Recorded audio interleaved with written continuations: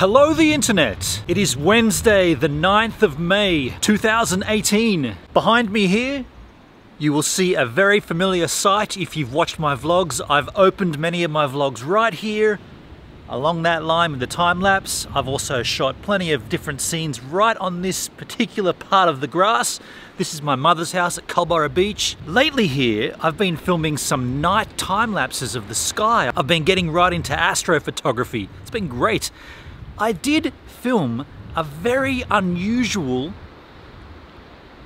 object. It was in the sky, it was flying, it was an unidentifiable flying object, which is a UFO. I filmed it right here off Culburra Beach about 4 nights ago, and I'm going to show you the footage. But before we do that, NSD.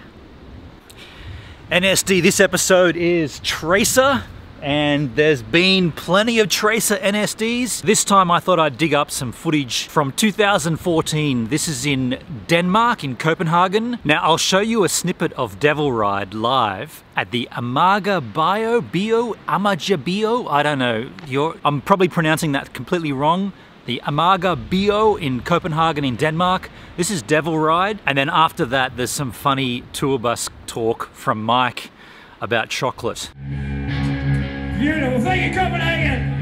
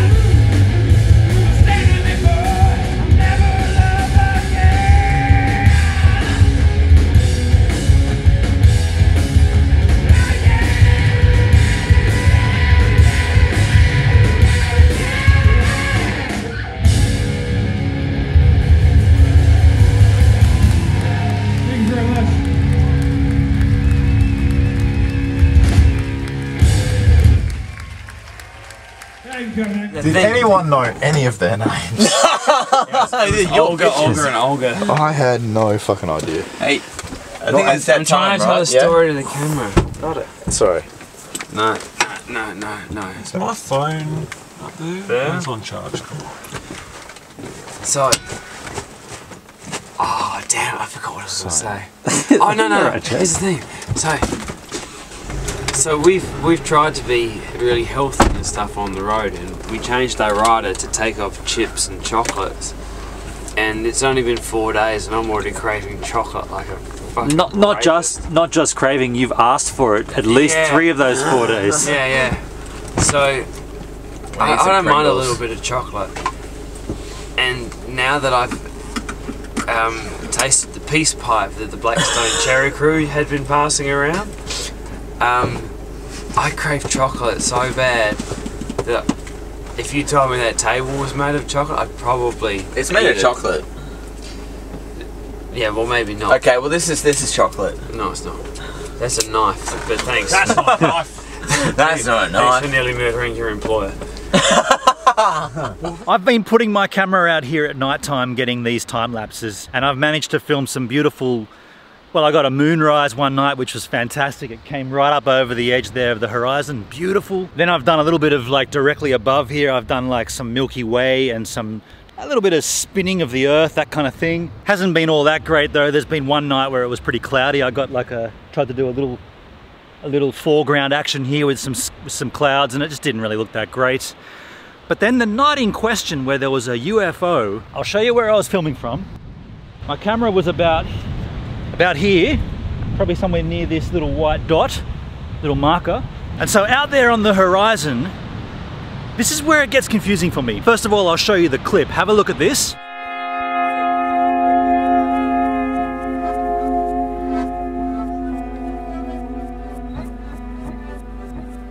And now I'll show it again, just cropped in on the side there where that little UFO action happens.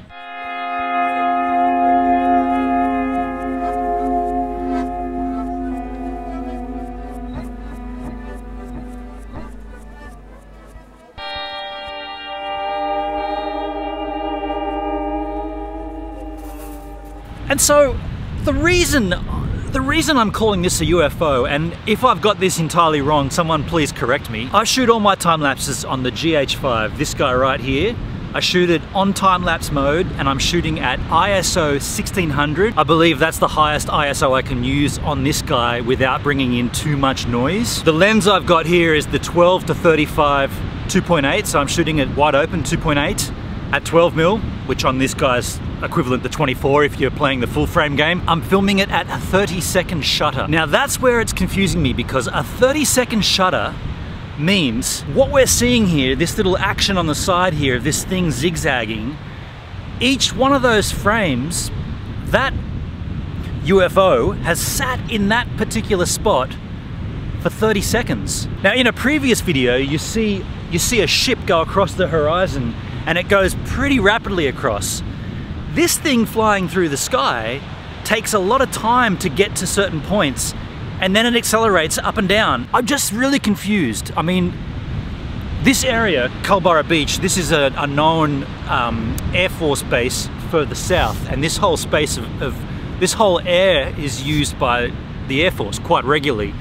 But that, I've seen planes, I've seen jet fighter planes, and I've seen aircraft, but I haven't seen anything do what this thing did. And if you know what this is, if I'm completely misguided and I've got this entirely wrong, please let me know. But if you can somehow shed some light, and just so everyone knows, I haven't done any manipulation to these. I've not manipulated the file, and I'm happy to provide the files if anyone thinks that that's going to help kind of work out what this thing is. I'll provide you with the movie file itself. It was shot in still photo mode and then stitched together in camera, and so I don't have any of the individual JPEGs. I do not keep those. I do have the source file shot from right here. I just want to be as legit as possible. Oh wow! Just down there on the sand, I've spotted these very unusual shapes. They're like hexagons. They're starting off massive and getting smaller, like concentrics from the outside to the inside. It looks insane. Let's go down and check it out. Oh, that's we're out of time!